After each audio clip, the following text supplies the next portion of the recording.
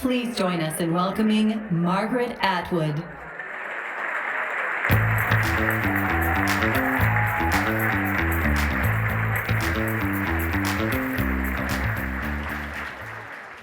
This organization got a lot bigger since the last time I was at it. I'm very honored to be here this evening. You probably last saw me in a video attempting to set fire to my own book. And failing.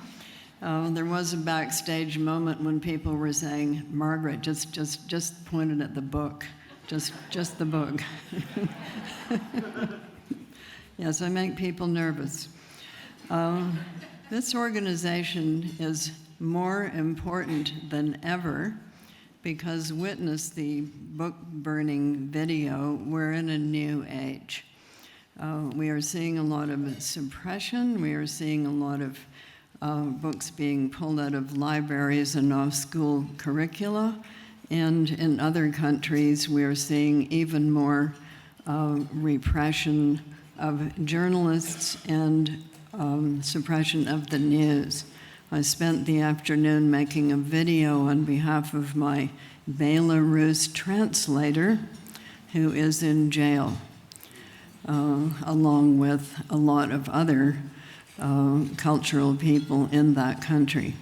So we are seeing a new era of authoritarianism, totalitarianism, and telling the news is more important than ever.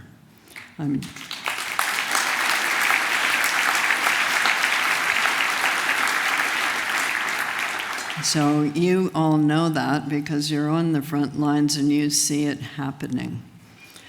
I got lured here because of David Suzuki. He gets me into a lot of trouble. So I'm going to say a few words about him because he is the recipient of this year's Canadian Journalism Foundation Tribute Award, as well as being my old friend and collaborator. This recognition of David Suzuki as a groundbreaking journalist informing the public about the biggest story of all, the story of our history and future as a species on this planet, this recognition is long overdue. Maybe that's because we think of important journalists as covering wars or social injustices or political scandals.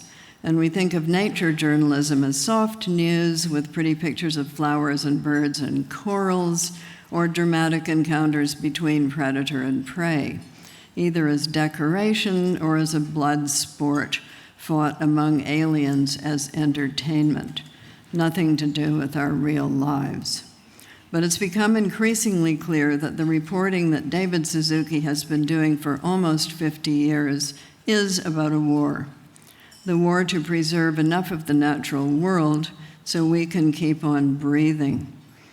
And it is about social injustices on so many levels, the greed and pilfering of natural resources that's been going on and that has impoverished and starved so many and continues to do so at an exhilarating pace.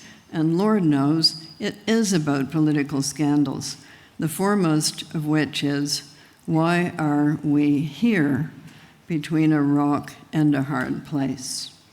As Orwell famously said, if liberty means anything at all, it means the right to tell people what they do not want to hear.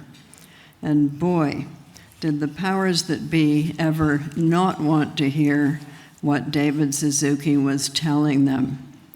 Why did politicians not listen to him decades ago when we would have had more of a fighting chance?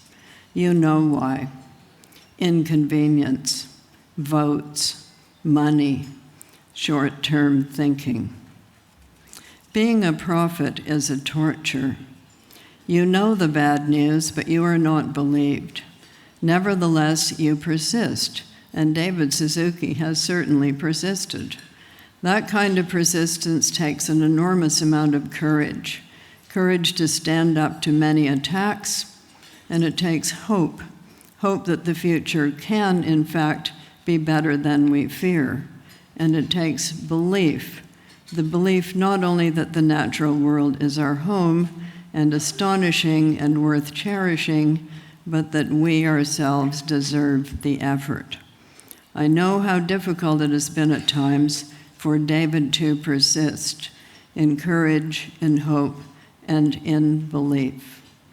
But this is a journalism award, so I will remind us all of the first duty of a journalist. Report the facts. Tell us the truth. Good luck.